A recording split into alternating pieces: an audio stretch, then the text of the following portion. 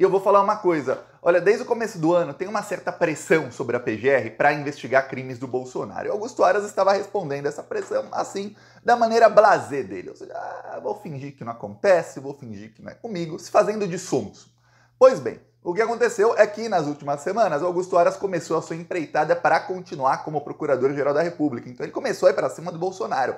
Abriu uma investigação sobre crimes do Bolsonaro na pandemia, coisa que ele estava se recusando a fazer até poucos meses atrás, e se recusou também durante a pandemia. Abriu investigação contra o Bolsonaro ali por ele ser um dos incentivadores dos atos de 8 de janeiro, pediu dados às redes sociais sobre os seguidores do Bolsonaro, sobre os terroristas, para provar ali que foi o Bolsonaro quem os influenciou e pedir a prisão dele como mandante.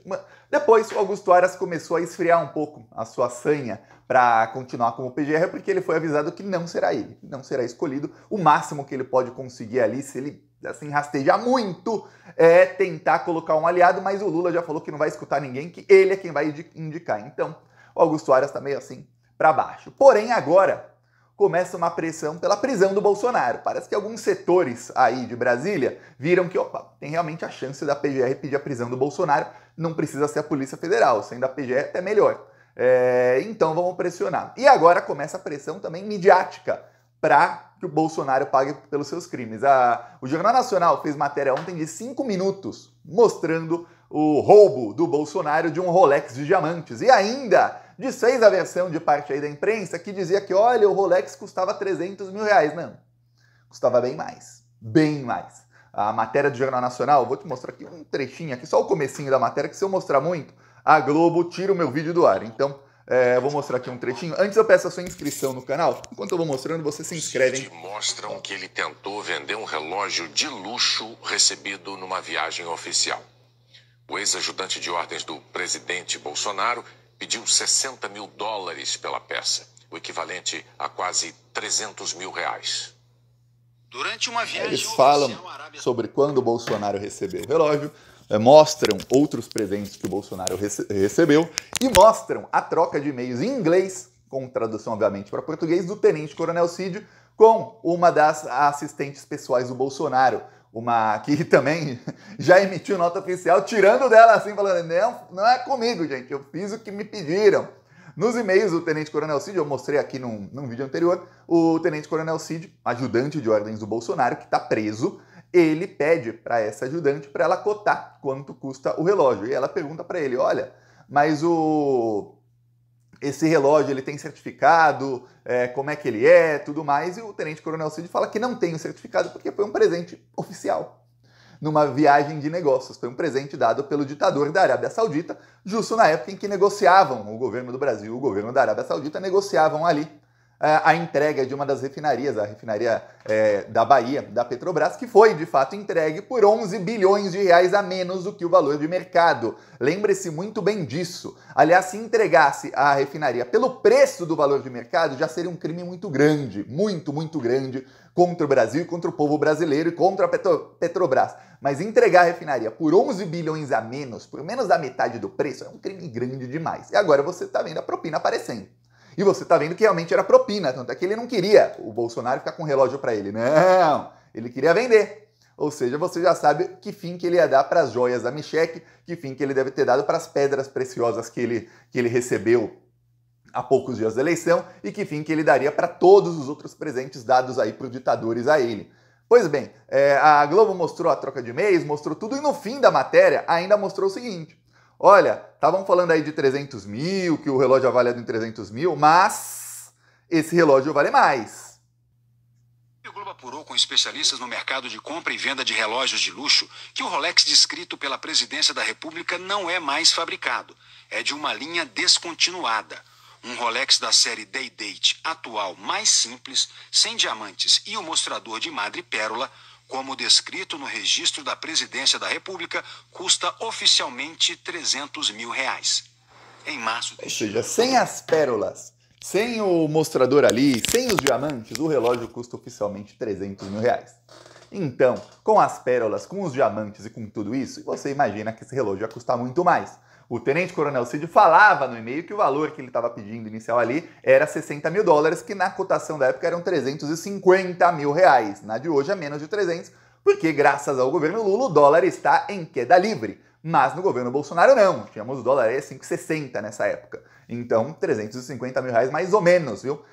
Porém, isso era o preço inicial dele, ele não sabia o preço. Depois de ver que, opa, peraí, um relógio normal aí custa 300 na cotação de hoje, então da época também uns 350. Então, esse aí com pérola deve custar o quê? 4 ou 5 vezes mais? Cada diamantezinho daquele custa quanto? Muita grana. O diamante é o que mais vale ali no relógio. Pois bem, não sabemos o que aconteceu aí com o relógio, se o relógio foi de fato vendido ou não, mas o que acontece é o seguinte, você tem aí a prova de que o Bolsonaro recebeu. Tem especialistas dizem que é um relógio feminino, ou seja, não era um relógio para o Bolsonaro.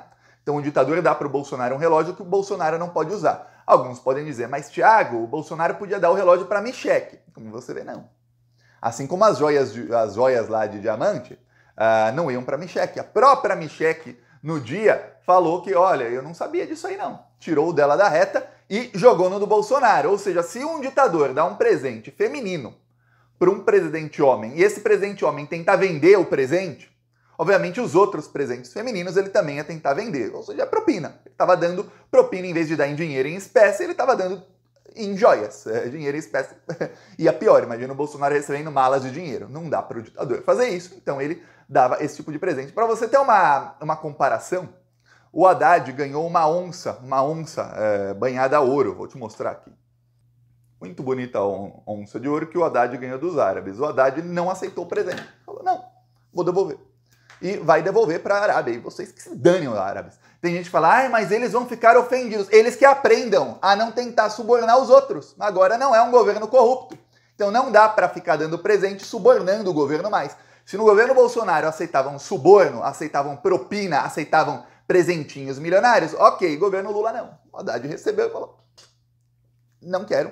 Não, vocês que fiquem com presente. Primeiro, o Haddad tentou incorporar ao acervo público, mas pela maneira como deram o presente, é o tipo de maneira que você fala, esses caras estão acostumados aí a gente corrupta. O acervo público falou que não aceitaria, então o Haddad está devolvendo aí o presente. Você vê a diferença de um governo que não vai entregar patrimônio público e que preza pela soberania nacional e que não aceita esse tipo de coisa, para um governo que era praticamente, aí desculpa o termo, prostituta dos outros países. Você paga e leva o que quiser, faz o que quiser para você. E no caso, o Bolsonaro fez muito aí para os árabes.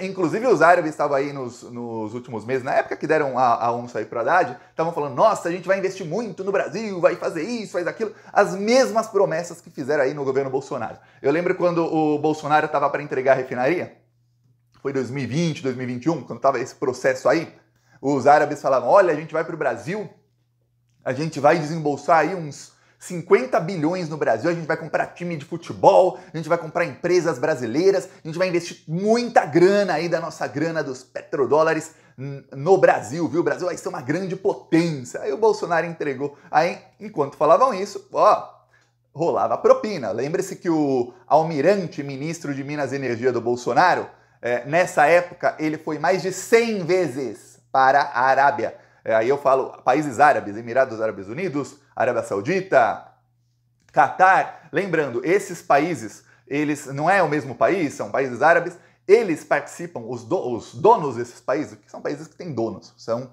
liderados aí por ditadores que são realmente donos do país.